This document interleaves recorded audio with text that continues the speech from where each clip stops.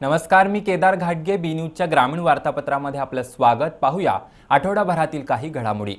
राधानगरी तालुक्यातील धामोडीतल्या शेतकरी कुटुंबातील 6 मुलांनी शैक्षणिक क्षेत्रात घवघवीत यश मिळवलंय. त्यापैकी 4 मुलांना नोकरी सुद्धा लागली आहे. दुर्गम भागातील मुलांनी घेतलेली भरारी कौतुकास्पद आहे असे गौरवोद्गार भोगावती साखर कारखान्याचे माजी चेअरमन सदाशिवराव चरापले यांनी काढले. राधानगरी तालुका पत्रकार संघटनेच्या वतीनं आयोजित विद्यार्थ्यांच्या सत्कार समारंभात ते बोलत होते. राधानगरी तालुका पत्रकार संघटनेच्या वतीनं धामोड इथं गुणवंत विद्यार्थी आणि विविध क्षेत्रात प्रावीण्य मिळवलेल्या विद्यार्थ्यांचा सत्कार आयोजित केला होता. नलवडे कुटुंबातील अभिषेक, पंकज, प्रियांका, पूनम, मधुरा, पूजा या विद्यार्थ्यांचा सत्कार करण्यात आला. कोणत्याही प्रकारच्या खासगी शिकवणीशिवाय या विद्यार्थ्यांनी मिळवलेले यश कौतुकास्पद आहे असे गौरवोद्गार भोगावती कारखान्याचे माजी अध्यक्ष सदाशिव चरापले यांनी काढले. शिक्षक नेते दादासाहेब लाड यांनीही मनोगत व्यक्त केलं. यावेळी जलसंपदा विभागाचे शाखा अभियंता विजय आंबोळे, पत्रकार राजू घाटगे, राजेंद्र पाटील, बाजीराव फराकटे, प्रवीण ढोणे, संजय डवर, सुरेश साबळे यांच्यासह प्रसार माध्यमांचे प्रतिनिधी उपस्थित होते. छत्रपती शिवाजी महाराजांचा पुतळा उभारल्यामुळे मलकापूर शहराच्या वैभवात भर पडेल असं प्रतिपादन जिल्हा मध्यवर्ती बँकेचे संचालक सर्जेराव पाटील यांनी केलं.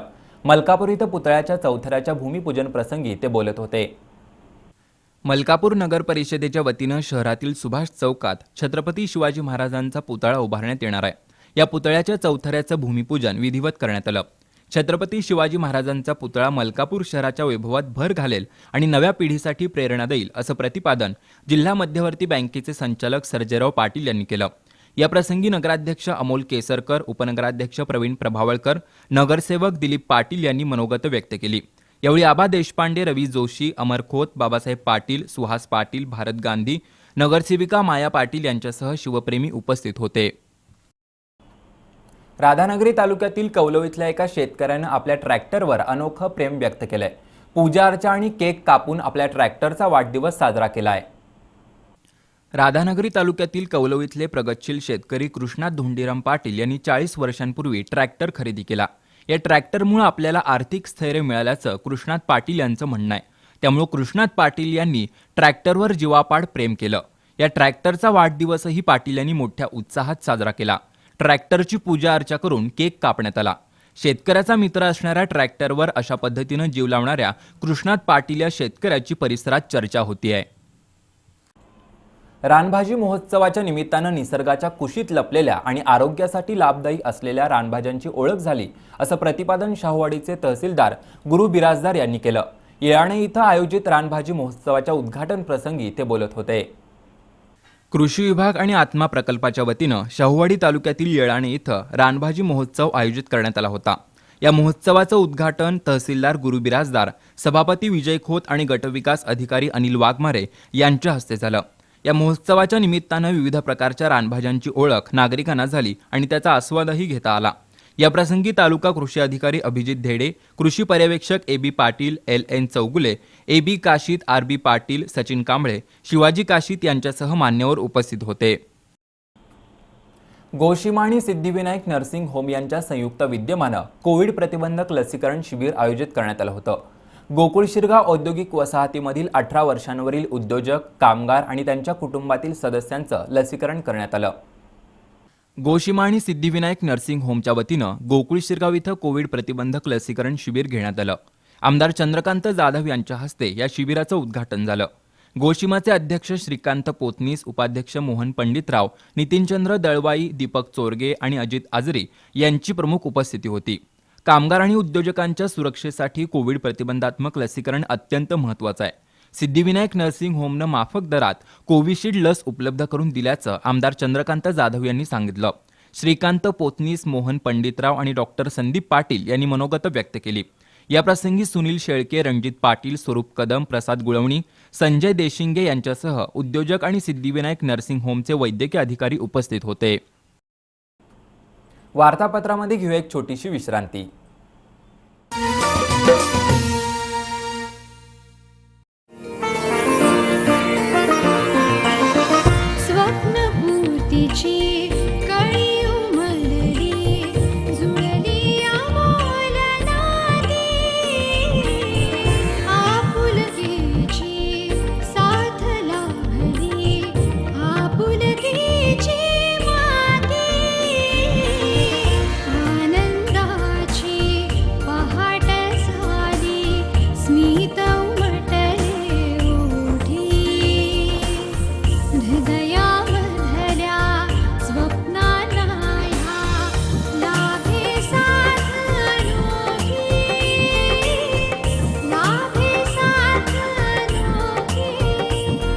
विराज सिटी भुयेकर पाटील ग्रुपचा एक सुमंगल वास्तू प्रकल्प. विराज सिटी साइट संपर्क कागल एसटी स्टँड समोर नॅशनल हायवे NH4 लगत कागल. मोबाईल 9527608484. वार्तापत्राच्या या भागात आपलं स्वागत. पन्हाळा तालुक्याच्या पश्चिम भागाला अतिवृष्टी आणि महापुराचा मोठा फटका बसलाय. शेती आणि घरांचं मोठ्या प्रमाणात नुकसान झालंय. महसूल आणि कृषी विभागानं पंचनाम्याचं काम युद्ध पातळीवर हाती घेतलंय. एकही पूरग्रस्त मदतीपासून वंचित राहू नये आणि शासकीय मदतीचा गैरवापर होऊ नये यासाठी अधिकाऱ्यांनी दक्षता घेण्याची आवश्यकता आहे. अतिवृष्टी आणि पूर नुकसानीच्या पंचनाम्यांचं काम अंतिम टप्प्यात आलंय. मंडल अधिकारी, कृषी अधिकारी आणि ग्रामसेवक घरोघरी आणि शेताच्या बांधावर जाऊन पंचनाम्यांचं काम करतायत. मोबाईल ॲपच्या माध्यमातून नुकसानीचे फोटो घेतले जात आहेत. पंचनाम्यामध्ये त्रुटी राहिल्यास पूरबाधित मदतीपासून वंचित राहण्याची शक्यता आहे. त्यामुळे पंचनाम्याचं काम जबाबदारीनं पूर्ण करणं आवश्यक आहे. एकही पूरग्रस्त मदतीपासून वंचित राहू नये आणि शासकीय मदतीचा गैरवापर होऊ नये यासाठी मंडल अधिकारी सतीश ढेंगे, तलाठी प्रकाश सूर्यवंशी, शरद पाटील, कृषी सहाय्यक मेघा रसाळे जबाबदारीनं काम करतायत. अतिवृष्टी आणि महापुरामुळे मासे पकडण्याच्या जाळी आणि मत्स्यबीज वाहून गेलाय. त्यामुळे भोई समाजाचं आर्थिक नुकसान झालंय. शासनानं मत्स्य व्यावसायिकांच्या नुकसानीचे पंचनामे करून मदत करावी अशी मागणी भोई समाजाच्या वतीनं भुदरगडच्या तहसीलदारांकडे निवेदनाद्वारे करण्यात आली आहे. वेदगंगा मच्छीमार संघटनेच्या वतीनं भुदरगडच्या तहसीलदार अश्विनी अडसूळ यांना निवेदन देण्यात आलं. अतिवृष्टी आणि महापुराचा फटका मत्स्य व्यावसायिकांना बसलाय. मत्स्यबीज मोठ्या प्रमाणात वाहून गेलंय आणि मासे पकडण्याच्या जाळ्या खराब झाल्यात. त्यामुळे मत्स्य व्यावसायिकांचं आर्थिक नुकसान झालंय. भोई समाजाला या आर्थिक अडचणीतून बाहेर काढण्यासाठी शासनानं नुकसान भरपाई द्यावी अशी मागणी करण्यात आली आहे. यावेळी संघटनेचे अध्यक्ष धनाजी भोई, उत्तम भोई, अमित भोई, विठ्ठल भोई, दिनकर भोई उपस्थित होते. गडिंग्लज पंचायत समितीच्या आवारात क्रांती दिन अभिनव पद्धतीनं संपन्न झाला. स्वातंत्र्य लढ्यात हौतात्म्य पत्करलेल्या तालुक्यातील 21 महापुरुषांच्या नावानं झाडं लावून क्रांती स्मृतिवन उभारण्यात आलंय. क्रांतीची धगधगती मशाल हातात घेऊन ज्या हुतात्म्यांनी देशाला स्वातंत्र्य मिळवून दिलं त्यांचा स्मृतिदिन म्हणून 9 ऑगस्ट रोजी क्रांती दिन म्हणून साजरा केला जातो. स्वातंत्र्य संग्रामात गडिंग्लज तालुक्यानं 21 हुतात्मे दिले. त्यांच्या स्मृती जागवण्यासाठी पर्यावरण प्रेमींनी पंचायत समितीच्या आवारात 21 झाडं लावली आहेत. हुतात्म्यांच्या स्मृतींना उजाळा देण्यासाठी क्रांतीवन उभारण्यात आलंय. या ठिकाणी लावलेल्या झाडांचं संवर्धन करण्याची शपथ पर्यावरण प्रेमींनी घेतली आहे.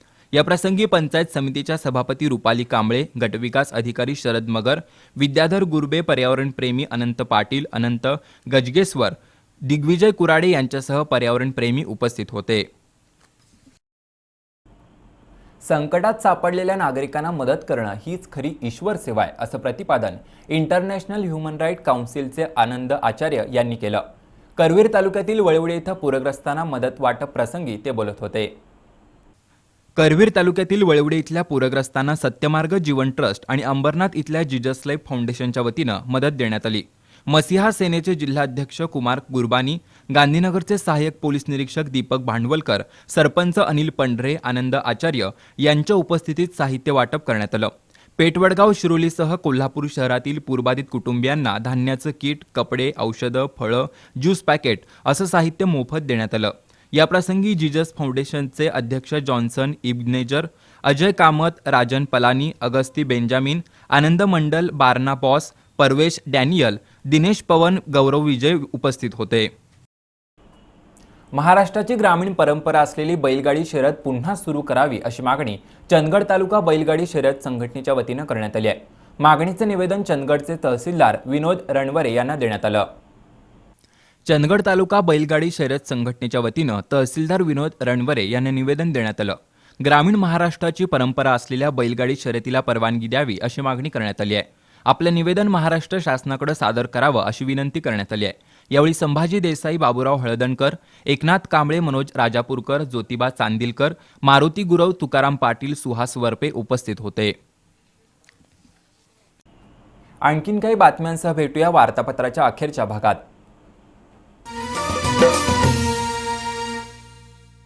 गुणवत्ता, दर्जा आणि विश्वास यांच्या त्रिवेणी संगमातून तयार होणारे वैशिष्ट्यपूर्ण कट अँड बेंड तंत्रज्ञानानं तयार होणारे 24 मीटर पर्यंतचे अखंड बार्स महालक्ष्मी TMT बार्स. उत्तमतेला, विश्वासाची, मजबूतीला युगायुगांची साथ सदा मिळते. महालक्ष्मी TMT बार्स, नाते अविरत जुळते.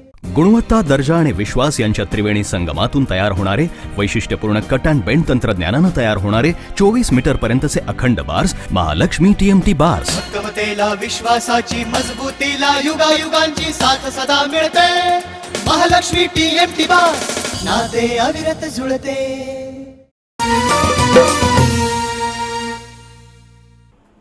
वार्तापत्राच्या अखेरच्या भागात आपलं स्वागत. भारताविरोधात नेहमीच कुरघोडी करणाऱ्या आणि देशाच्या हिताला बाधा पोहोचवणाऱ्या चीन विरोधात तीव्र असंतोष आहे.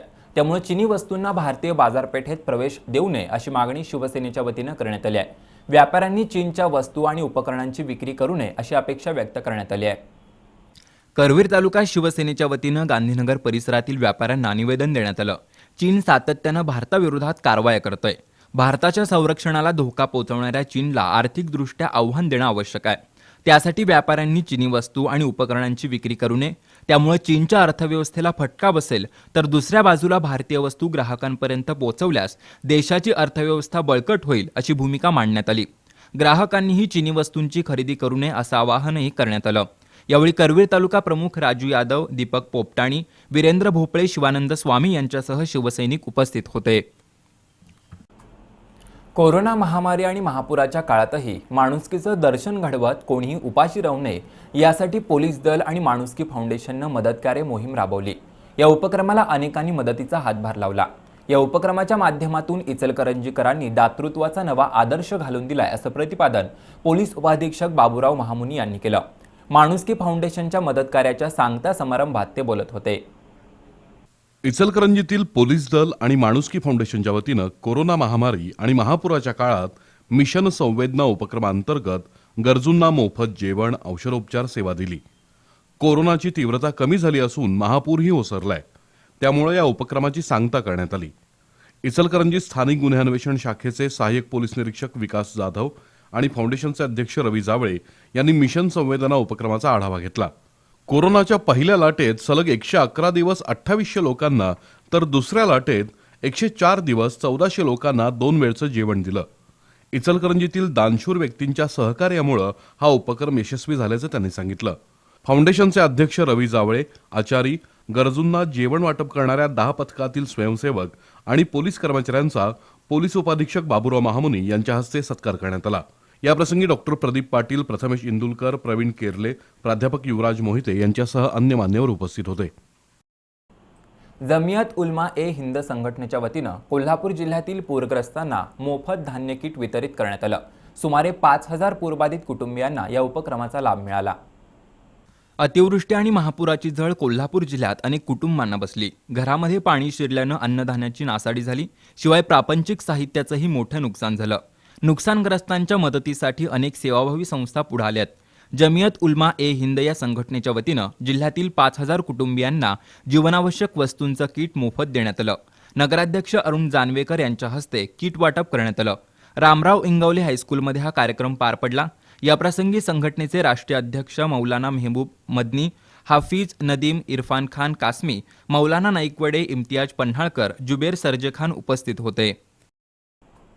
याबरोबरच हे वार्तापत्र इथं संपलं. नमस्कार.